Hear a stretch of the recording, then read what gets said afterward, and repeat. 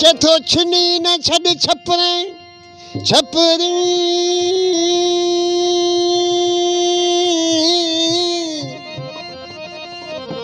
छिनी न छड़ छपरे तू डुली छड़ना डेह पसी वण वतन जा वड़की अची वे सजन आई साणे के अणास विसरन ला अदा साईं थोड़ो तवजा रहे पांजे ते डुका जी हालत में के मानू सिंध में के कराची में के हैदराबाद के लाहौर में मथे जॾहिं मौसम थी हर कंहिंखे पंहिंजो दोस्त यादि ईंदो आहे हर को जोड़ो जोड़ो ही ऊंचा दर शकिलो था जी जॾहिं अचानक अची मिलिया अहवाल कहिड़ो उनखे ॾेई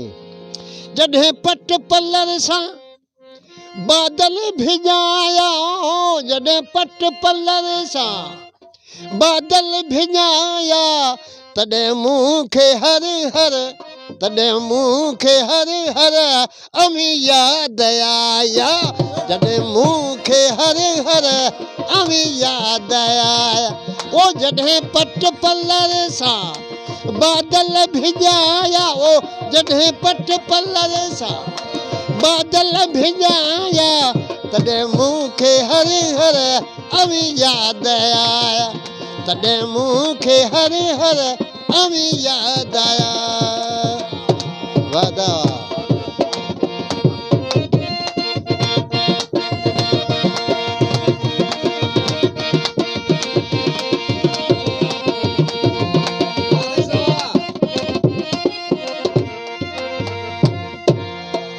अदा साईं अदा से कामेटर असांजे दोस्त आहे जंहिं असांखे मंगायो आहे सिजावल भला चऊं हे कहिड़ा ॾींहं हुआ चए थो कयूंसूं कचहरियूं पंहिंजा ही राज खोले कयूंसूं कचहरियूं पंहिंजा राज खोले चए थो उहे ॾींहं मूंखे यादि हुया कयूंसूं कचहरियूं पंहिंजा राज खोले उहे दांग दिल ते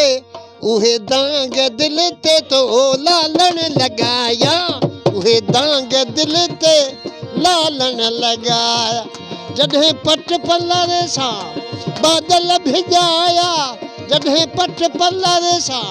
बादल भिॼाया तॾहिं मूंखे हर हर अमी यादि आया तॾहिं मूंखे हर हर अमी यादि आया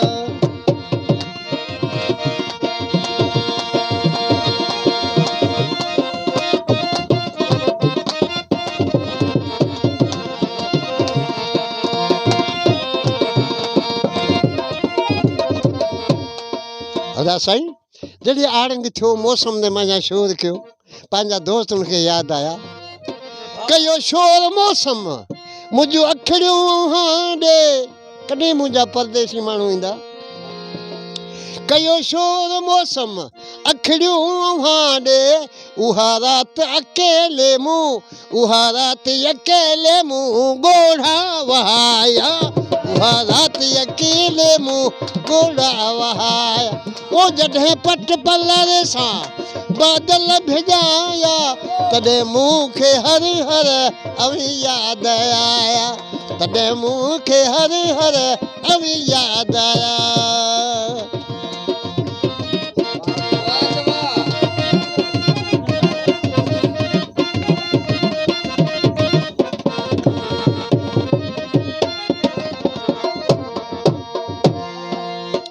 इमा बश्क खे आहिनि सोचूं सजण ही चवंदा तोखे कहिड़ी सोच आहे चओ पंहिंजी दिलि ॾे में वॾो ॾुखु पायो इमा बश्क खे आहिनि सोचूं सजण ही ॾेई दिलि मूं तोखे ॾेई दिलि मूं तोखे ॾे दर्द पिराया मां बश्क खे आहिनि सोचूं सजणी ही ॾेई दिल मूं तो खेड़े दर्द पिराया ॾेई दिल मूं तोखे दर्द पिराया जॾहिं पट पलरे सां बादल भिॼाया जॾहिं पट पलरे सां बादल भिॼाया तॾहिं मूंखे हर हर अवी यादि आया तॾहिं मूंखे हर हर अवी यादि आया